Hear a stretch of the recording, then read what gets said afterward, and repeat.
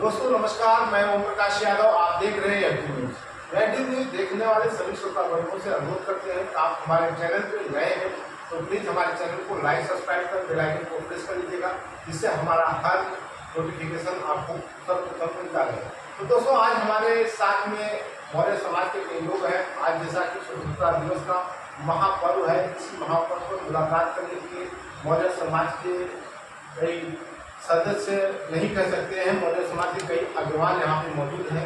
तो हम बात करेंगे उत्तर प्रदेश को लेकर। उत्तर प्रदेश में जिस प्रकार से पूर्व कैबिनेट मंत्री स्वामी प्रसाद मौर्य पर हमला होता है और उस पर मौर्य समाज की क्या राय है, तो हम यहाँ आपको उनकी जुबानी सुनाएंगे कि उनके समाज के द्वारा उस पर क्या प्रतिक्रिया दी जा रही है।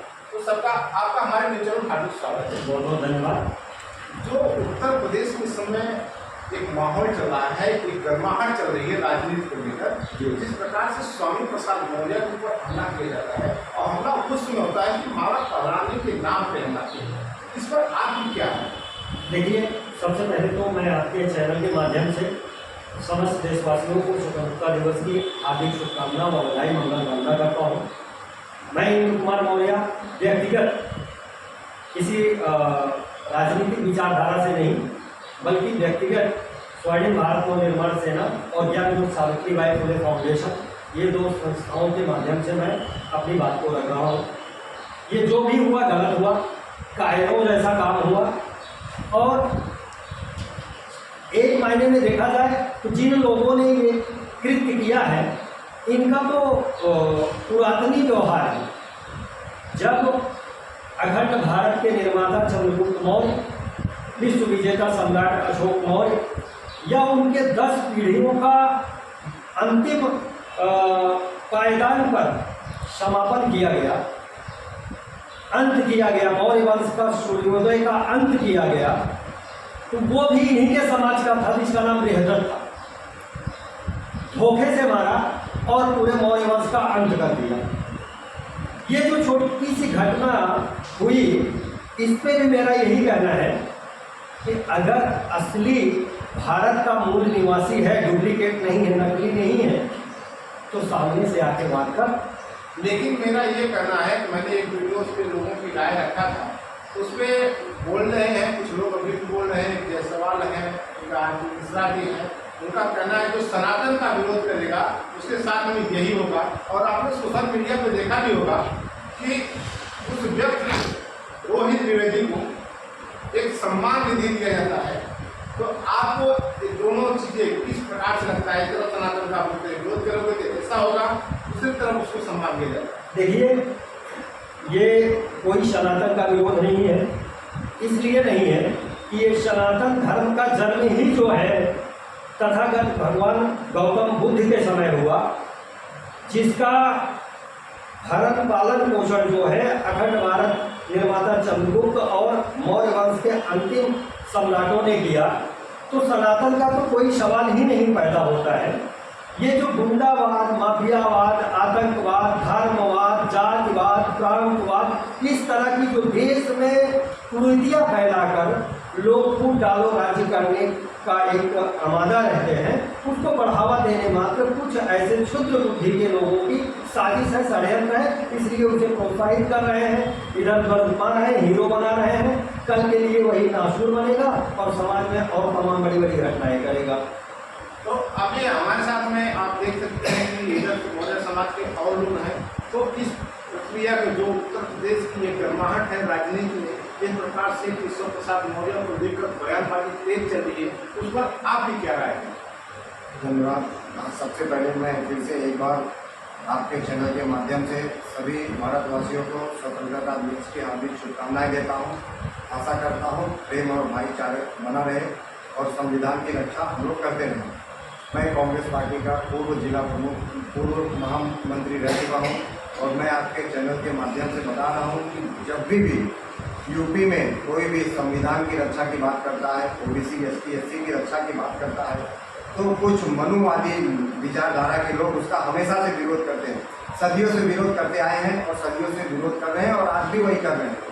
कुछ लोग का कहना है आप सनातन का विरोध कर रहे हैं, रामचरितमानस को जलाते हैं, आप भगवान को नहीं मानते हैं, भगवान को ऐसा उल्टा सीधा बोलते हैं, इसलिए ऐसा विरोध कर रहे हैं। देखिए, सनातन की परिभाषा क्या है, उनसे आप पूछिए कि सनातन धर्म क्या है, सनातन में क्या है। सनातन का उनको परिभाषा ही नहीं पता। वो सनातन की परिभाषा अपने मनगढ़ंत अपने फायदे के अनुसार बना दिए हैं और उसके नाम पे लोगों को बलगला दिए हैं कि भाई ये जाति है, ये जाति है, ये जाति है, ये जाति है। वो जातियाँ जो भी खत्म करने की कोशिश करता है, मनुवादी विचारधारा के लोग उसको इस तरह से प्रताड़ित करते हैं या टारगेट करते हैं। लेकिन अब हमारा कहना ऐसा है कि जो जिस भाषा में समझेगा उसे उस भाषा में वैसे जवाब दिया जाएगा। देखिए, तो आपकी कुशलजान जो मौर्य समाज के और लोग थे, उनमें से कहना है कि जो जिस भाषा में समझेगा उसी भाषा में जवाब दिया जाएगा। तो उनका कहना है कि जिस भाषा में बात करेगा उसी भाषा में जवाब दिया जाएगा। तो अलग अलग उन्होंने अपने अपने विचार रखने हैं और हमारे साथ में अभी और मौर्य समाज के लोग हैं, इनसे भी जानना चाहूँगा कि उनका क्या विचार है। जो यूपी में राजनीतिक गर्माहट है उसे लेकर आपकी क्या राय है? सबसे पहले तो आपके चैनल के माध्यम से मैं समस्त देशवासियों को स्वतंत्रता दिवस की हार्दिक शुभकामनाएं, मंगल कामनाएं देता हूं। मैं चाहता हूं कि भारत सभी का है, सब भाईचारा चल रहे, इसी में कामना के साथ सभी को बधाई देता हूं।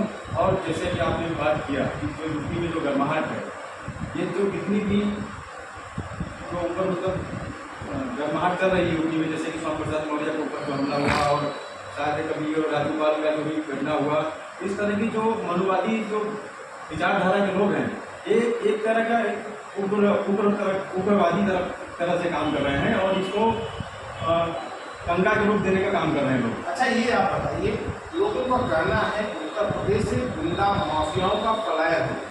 गुंडा माफिया थर थर कांपते हैं योगी जी का नाम सुनकर, योगी जी का बुलडोजर गरजता है। तो क्या आपको लगता है गुंडा माफियाओं का पलायन हो गया है, योगी जी का बुलडोजर गरजता है? नहीं गरजता है, और गरजता है तो कब गरजता है, कहाँ गरजता है? क्या आप उस पर अगर ये बात सत्य होती तो इस तरह के न हमले होते, ना तो कोई खुलेआम इस तरह से आके किसी को थप्पड़ मार के चला जाता या कुछ करके चला जाता। इतने सारे ऐसे कांड हो रहे हैं, हत्याएं हो रहे हैं, मर्डर हो रहे हैं, वो कुछ भी कार्रवाई उस पर नहीं हो रही। खाली कुछ गिने चुने लोगों के लिए मोदी जी का बुलडोजर चल रहा है, सबके लिए नहीं है। जो बुलडोजर की प्रक्रिया है, जो उत्तर प्रदेश में एक माहौल बना था, उत्तर प्रदेश में तो राम राज है, क्या आपको लगता है राम राज है? देखिए, राम राज्य के बारे में तो मुझे नहीं पता, क्योंकि हमने देखा भी नहीं है राम राज्य कब था और इसका ऐतिहासिक कोई साक्ष्य भी नहीं मिलता है। नहीं, ऐसा कहते हैं कि राम राज इसलिए है, वहाँ से गुंडे माफिया भाग गए। अभी तो गुंडे माफिया शरण लेने के लिए दूसरे प्रांतों का काम करते हैं, बाबा जी का बुलडोजर करता है। तो आप इसमें क्या है? कोई गुंडे माफिया नहीं भागे हैं, केवल कुछ लोगों को टारगेट बनाया गया, कुछ समाज के लोगों को टारगेट बनाया गया। उन्हीं के समाज के उन तमाम लोगों को ये लोग बताते हैं कि लोग उत्तर प्रदेश छोड़ के भाग गए हैं। वास्तव में अगर देखा जाए तो उत्तर प्रदेश सरकार को टॉप 10 हिस्ट्री सीटर या सबसे बड़े माफिया का नाम अब तक जो है उजागर कर देना चाहिए था। ये इनकी दूसरी पंचवर्षीय सरकार है, अभी तक किसी गुंडा माफिया का 10 टॉप 10 लोग उत्तर प्रदेश के हैं वो खुलेआम घूम रहे हैं। कभी क्रिकेट खेल रहे हैं, कभी फुटबॉल खेल रहे हैं, कभी यहाँ घूम रहे हैं, कहीं वहाँ घूम रहे हैं। उसको बताने के लिए न मीडिया सामने आ रही है, न सरकार सामने आ रही है। एक चीज और आपसे जानना चाहूँगा, अभी जल्द में एक राज्य पंचायत विभाग अधिकारी के द्वारा एक फरमान जारी किया गया था। उस फरमान में बकायदा लिखा हुआ था, उसकी थोड़ी सी स्क्रिप्ट हमारे पास है और न्यूज चैनल में प्रज्ञा मिश्रा को आप जानते होंगे, प्रज्ञा मिश्रा ने उस न्यूज बनाया भी था, न्यूज चलाया भी था। उसमें लिखा था, बकायदा लिखा था विशेष जान करके कि जहाँ मुस्लिम और यादव सरकारी संपत्ति गढ़ा जनदाता दूसरा जीएस बंजर जो भी है वहाँ अगर कब्जा किए हैं तो उसे खाली कराया जाए। सभी जिलों को निर्देश दिया गया। क्या आपको ऐसा लगता है यादव मुस्लिम ही कब्जा करते हैं, दूसरा कोई नहीं?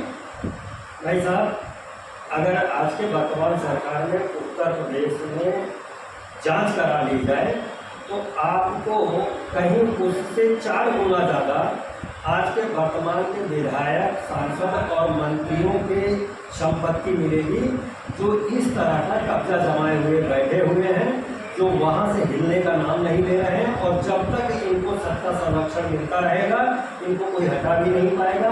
तो फॉर्मेलिटी के लिए कुछ लोगों को टारगेट बना के भी दिखा रहे हैं। लेकिन मेरा वो सवाल नहीं है, कहने का तात्पर्य ये है, क्या यादव और मुसलमान ही सरकारी संपत्ति पे कब्जा है, दूसरी जात के लोग नहीं कब्जा किए? ऐसा कभी भी कहीं भी नहीं है। यादव मुस्लिम ये एक वोट बैंक का खेल है, क्योंकि ये वर्तमान सरकार को पता है कि यादव और मुस्लिम इनके साथ नहीं रहता है, रहता होगा भी तो नाम मात्र का, इसलिए वोट बैंक का इन्होंने अपना एक टारगेट बना के सिखों का छोड़ा है कि सबसे ज़्यादा इन्होंने कब्जा किया। तो इस पर और आपकी प्रतिक्रिया क्या है? ऐसे जो यादव समाज को एक टारगेट किया गया, यादव मुस्लिम को, कि सबसे ज़्यादा कब्जा यादव मुस्लिम किया, विशेष जाति के बराबर एक ज्ञापन निर्देश जारी किया गया है। क्या आपको लगता है खाली उत्तर प्रदेश में जो भू माफिया है, जो कब्जा किए हैं, यादव मुस्लिम एक और कोई है?